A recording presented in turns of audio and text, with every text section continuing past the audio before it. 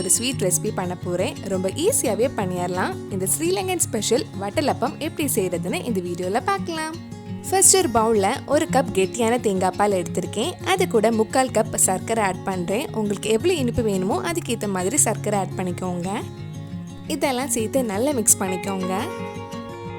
சர்க்கரை நல்லா கரைஞ்சி இந்த மாதிரி தேங்காய் பால் கூட நல்லா மிக்ஸ் ஆனதுக்கப்புறம் நம்ம முட்டை ஆட் பண்ணலாம். நான் 3 முட்டை எடுத்திருக்கேன்.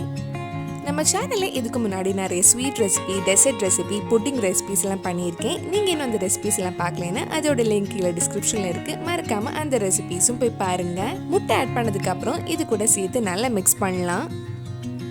முட்டை இது கூட நல்லா மிக்ஸ் ஆனதுக்கப்புறம் இதில் கொஞ்சமாக உப்பு, நல்ல வாசனைக்காக கொஞ்சம் ஏலக்காய் பொடியும் ஆட் பண்ணுறேன்.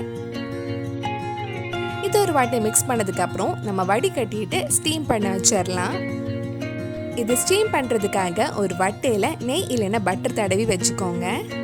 இந்த மாதிரி வடிகட்டினதுக்கப்புறம் நம்ம வேக வச்சிடலாம். இது வேக வைக்கிறதுக்காக ஒரு கடாயை எடுத்திருக்கேன். அதில் கொஞ்சமாக தண்ணி ஊற்றி நடுவில் ஒரு ஸ்டாண்ட் வச்சுக்கோங்க. அதுக்கு மேலே இந்த வட்டை வச்சு நம்ம வேக வைக்கலாம். ஸ்டீம் பண்ணுறதுக்கு முன்னாடி இது கவர் பண்ணதுக்கப்புறம் வேக வச்சு எடுத்துக்கோங்க. லோ ஃப்ளேமில் ஒரு 30 நிமிஷம் வச்சா நம்ம சுவையான வட்டலப்பம் ரெடி ஆகிடும். வட்டலப்பம் நல்லா வெந்திருக்கு. இது நல்லா ஆறுனதுக்கப்புறம் ஃப்ரிட்ஜில் ஒரு 2 மணி நேரம் வச்சதுக்கப்புறம் கட் பண்ணி நம்ம சர்வ் பண்ணலாம்.